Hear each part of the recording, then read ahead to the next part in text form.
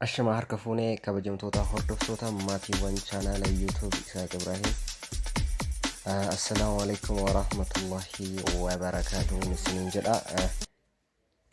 Akkuma baratamee arralee viidiyoo tokko isiniif qaba jechuudha. Viidiyoo tana keessatti bilbila keessan irratti incoming call yookiin bilbila isiniif bilbilamu secure haala itti godhuu ni dandeessan. Isin malee namni kaasuu akka hin dandeenye haala kamiin gochuu akka dandeettanii isinitti agarsiisa.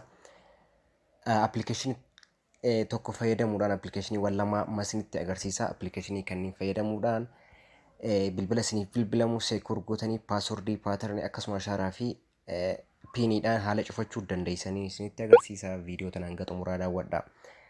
Calqabaa viidiyoo tana eegaluun dura namoonni chaanaala koo haaraa taatan jechuudha. Maatii keenya ta'a subscribe gochuudhaan nu jajjabeessaa isiniin jedha. Barnoota chaanaala kan koo irraa darbu guutuu argachuudhaaf chaanaala kan koo erga subscribe gootanii mallattoo bilbilaa mallattoo ringii sana click godhachuudhaan all notification ka jedhu ergaan akka isin dhaqqabu viidiyoowwan gadhiifaman jechuudha. All notification ka jettu irra kaawwadhaa isiniin jedha. Amma kallattumaan gara barnootaatti isin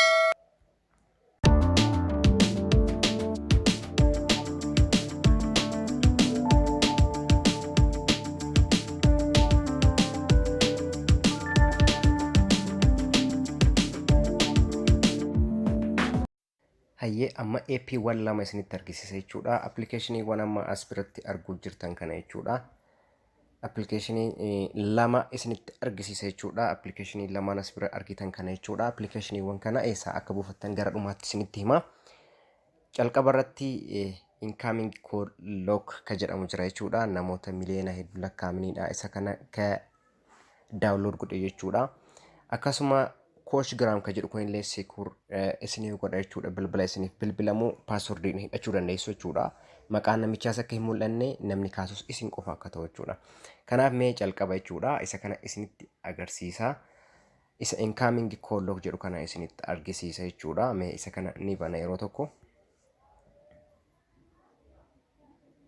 Yeroo banu haala amma arguu jirtan kanaan naabana jechuudha. Achi booda eeyyama kennaaf. Eeyyama iddoo mallattoo diimaa kana jechuudha. Tuqee as biratti eeyyama kennaaf jechuudha. Ni tuqa. Allow ka jettu sana kilee godhee bana. Amma eeyyama kenneefii jira.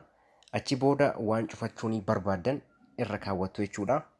As bira piniin jira, enable lockiin jira, settingiin jira jechuudha. Isin as keessatti as biratti kunoo amma calqaba irratti jechuudha. Maaltu jira? Iddoo kana irratti jechuudha.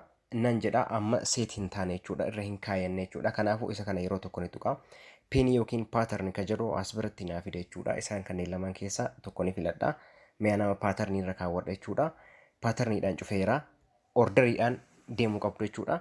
Calqaba set ka jedhu kana pattern yookiin pin irra kaawwattu jechuudha.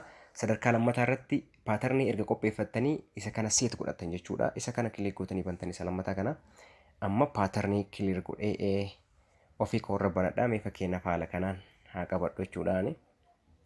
Patternii kunoo bifa kanaan next confirm godhaa jechuudha. Kunoo steppiiwwan lama deeme jechuudha. Tokkoffaa set godhadhee lammaffaa immoo patternii irra kaawwadhee yoo barbaadde change godhinaan jechaa jira jechuudha. Amma immoo enable lock ka jedhu kana irra kaadha jechuudha. Yeroo bilbilamu akka hidhamu akka bilbilli keessan secure ta'uu irra kaadha ka jedhu isiniif dhufa. Achi booda iddoo sanduuqa tana kilee gootu jechuudha. Iddoo dhiifama.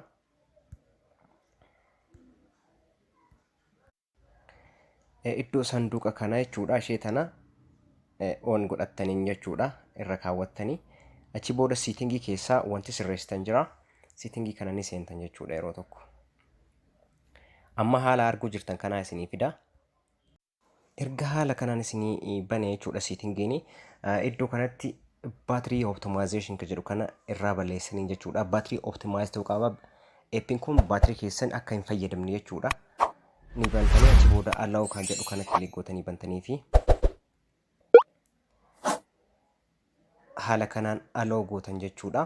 Achi booda set background ka jedhu kana bira dhuftanii backgroundii dudduuba isaa jechuudha. Yeroo isin bilbilamu halluu isaa jijjiirachuu barbaadan click gootanii bantanii achi booda halluu isinitti tole ka barbaadan filattanii ka fedha keessanii irra kaa'attu jechuudha. Barbaadan gallery keessa seentanii as bira gallery kana tuqxanii jechuudha.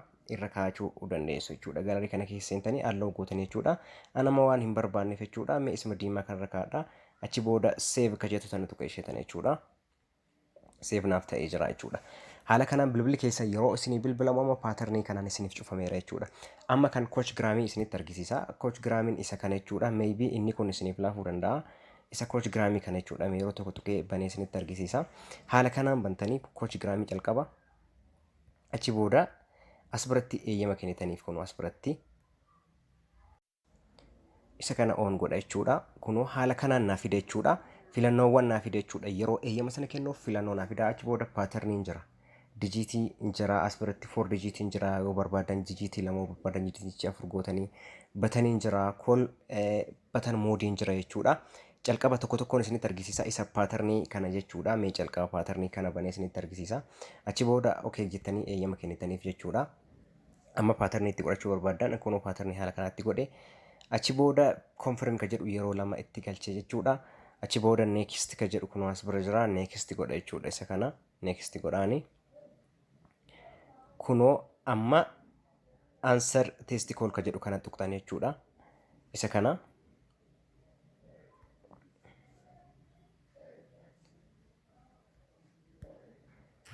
kunoo bifa kanaan amma dhaggeeffachuu akka jirtan jechuudha.